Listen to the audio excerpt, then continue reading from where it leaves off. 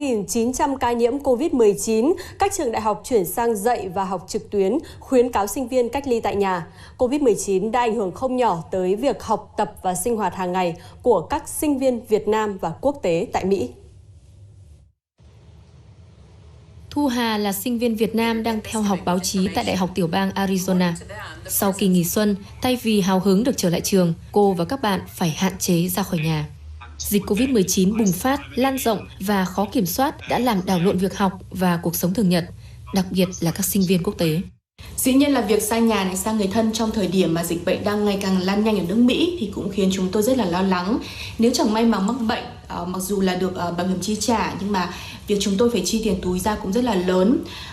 Tuy nhiên, một cái đường bay dài từ Mỹ trở về Việt Nam và phải quá cảnh tại một số quốc gia đang là tâm điểm của dịch thì cũng khiến chúng tôi có nguy cơ mắc bệnh nhiều hơn, và đây cũng là một trong những lý do mà nhiều sinh viên quốc tế cũng quyết định ở lại nước Mỹ. Khác với Hà, Nera người Croatia nhanh chóng thu xếp hành lý trở về nước. Cô chấp nhận nguy cơ sẽ nhiễm bệnh trên chuyến bay dài 22 tiếng, chật kín khách, đang gấp rút trở về châu Âu vì lo sợ các đường bay quốc tế tạm dừng khai thác. Tôi thấy tất cả các thành phố và tiểu bang đã bị phong tỏa. Nhiều sinh viên Mỹ cũng gặp khó khăn khi di chuyển về nhà. Do đó không khó để tưởng tượng đường về của các sinh viên quốc tế sẽ lại càng khó khăn hơn nhường nào. Còn những sinh viên ở lại vùng dịch, họ buộc phải có cách phòng vệ cho riêng mình.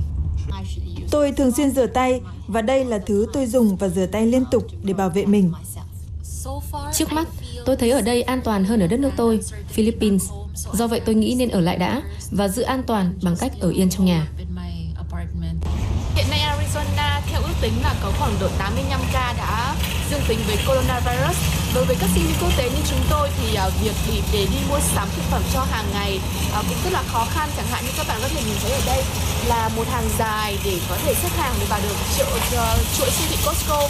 Vì vậy đây là những món rất là nguy cơ đối với chúng tôi. Vì vậy là chúng tôi đã quyết định không tiếp tục vào Costco nữa và di chuyển đến một địa chỉ khác.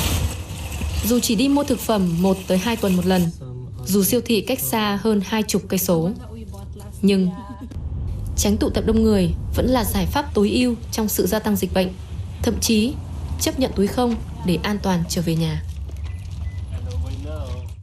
Không biết là chị Ngọc Bích có nhận ra cái nhân vật chính trong phóng sự vừa rồi không ạ? Tôi thì đã nhận ra một đồng nghiệp của chúng ta tại VTV, đó là chị Thu Hà. Trước đây là một phóng viên của ban truyền hình đối ngoại VTV4, nhưng hiện thì chị đang theo du học tại Mỹ. Và những cái ảnh mà quý vị vừa theo dõi thì chị Hà quay bằng điện thoại và có thể là phần âm thanh cũng như hình ảnh chưa thực sự quá tốt, nhưng mà cho thấy những cái góc nhìn rất chân thật về cuộc sống của các du học sinh tại Mỹ. Mong là chị Thu Hà cùng với các bạn du học sinh sẽ mạnh khỏe và vẫn tiếp tục công việc học tập của mình một cách suôn sẻ sau khi dịch kết thúc.